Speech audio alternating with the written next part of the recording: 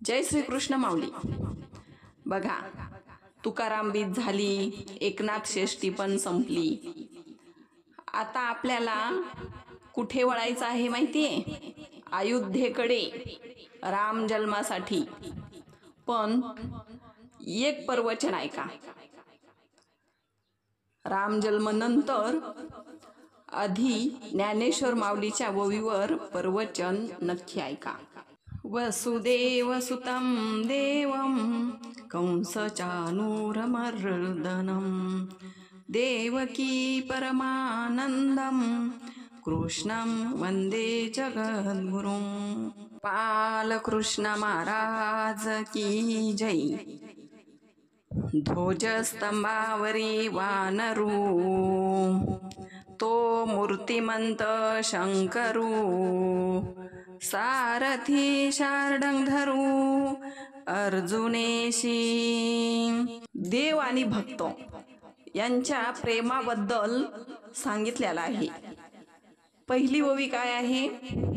ध्वजस्तंभावरी वानरू, मूर्तिमंत शंकरू, सारथी शार्दूल धरू अर्जुनेशी. ध्वजस्तंभावर वानराला काय बसायची गरज होती? पण हा आहे ना खेळ्या, गोकुळातला खेळच करत राहतो कधी पण. अर्जुन तीर्थयात्रेला गेला. तीर्थयात्रेला गेल्याच्या नंतर कुठे गेला? रामेश्वर येथे, दक्षिण दिशेला. तिथे सतत हनुमान रामाचं स्मरण करत असतो. तिथे बघितलं दगडाचा सेतू बांधलेला आहे रामान. अर्जुन म्हणे, काय गरज होती रामाला दगडाचा सेतू बांधायला? किती टाइम लागला? 5 मिनिटात बाणाचा सेतू झाला असता आणि वानर लंकेला गेले असते. पटकन सीताशुद्धी झाली असती. काय गरज होती? असं कोण म्हणलं? अर्जुन. ते ऐकलं हनुमंतानं. हनुमंत जवळ गेले आणि म्हणतात, अरे अर्जुना, वानर ना खूप मोठे बलवान होते आणि तो बाणाचा सेतू आहे ना तुटून गेला असता. अर्जुन म्हणतात, बाणाचा सेतू तुटतच नाही. मी आजपर्यंत माझा प्रयोग फक्त बाणावर केलेला आहे. धनुर्धारी आहे मी, आणि कसा तुटल? पैल लावा. मी बाणाचा सेतू बनवतो आणि तुम्ही जर तोडला तर मी अग्नी प्रवेश करील. मारवती म्हणले, जर माझ्याच्यानी नाही तुटला मला तर मरण नाही, मी चिरंजीवी आहे, मी तुझ्या रथावर बसल. असं त्यांचं बोलणं झालं. अर्जुनाने सेतू बनवला. अर्जुनाचा विश्वास कोणावर आहे? कृष्णावर. हनुमंताचा कोणावर आहे? रामावर. हनुमानानं उडी मारली, जय श्रीराम असं म्हणून त्या सेतूवर उडी मारताच तो सेतू पाण्यामध्ये तुटला. आता काय करायचं? अर्जुन नाराज झाला आणि तिथे सरण रचलं आणि आता त्या सरणात उडी टाकणार. 5 फेरे मारले. उडी टाकणार तेवढ्यात कृष्ण भगवंत आले. अरे अरे, हे काय चाललंय?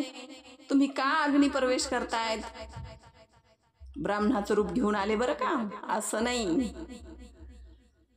अर्जुन म्हणाला, आमची पैल लागली होती. पूर्ण वृत्तांत सांगितला. साक्षीदार कोण होतं? आजकाल पुराव्याशिवाय साक्षीदाराशिवाय होत नाही. साक्षीदार कोण होतं सांगा? कोणीच नाही, दोघंच होतो. असं चालणार नाही. आता मी आलोय ना, परत करा. मग अर्जुनाने पुन्हा सेतू बांधला. हनुमंतानं पुन्हा उडी मारली. श्रीकृष्णानं चक्र त्या सेतूच्या खाली धरलं. सेतू तुटला नाही. हनुमंत म्हणले, सेतू तुटला नाही. मग ते ब्राह्मण म्हणे, आता तू काय कर, आता या अर्जुनाच्या ध्वजस्तंभावर बस. आता आपल्याला युद्ध करायचं आहे. कृष्णानं ओळख दाखवली.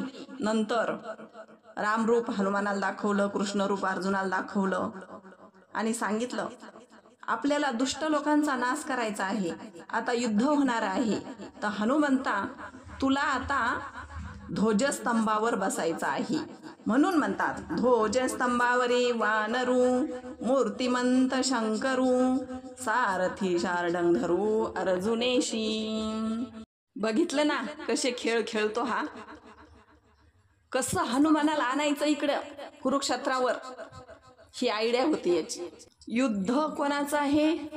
कौरव पांडवाचं. पण रात्रंदिवस झोप मात्र याला नाही, असा आहे नाटक्या. स्तंभावरी वानरू मूर्तिमंत शंकरू. आता हे झालं आपलं. पण सारथी शार्दूल अर्जुनेशी हे राहिलं ना. युद्ध होणार म्हणजे होणार.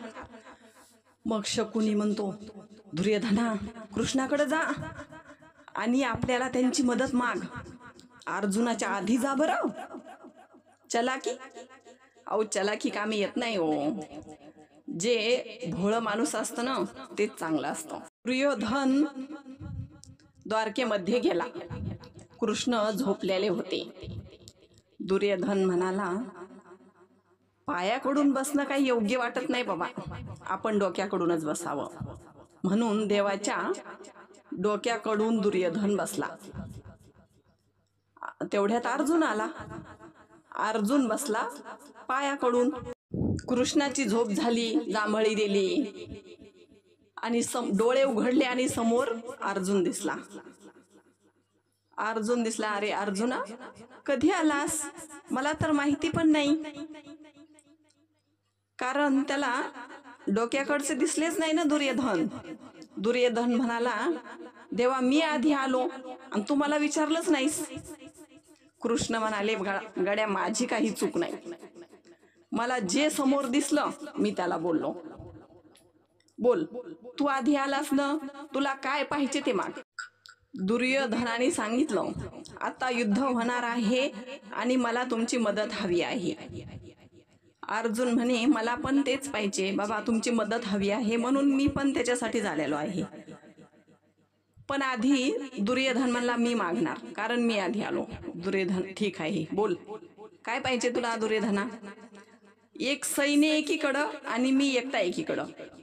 पण ही पण आट आहे, मी एकटा जरी असलो तरी पण मी शस्त्र हातात धरणार नाही, फक्त रिकामा येणार. निवडा कोणाला कोण पाहिजे ते. दुर्योधन म्हणे शस्त्र हातात धरणार नाही, पुन्हा एकटाच काय कामाचं. त्याच्यापेक्षा सैन्यच बरं आहे बाबा.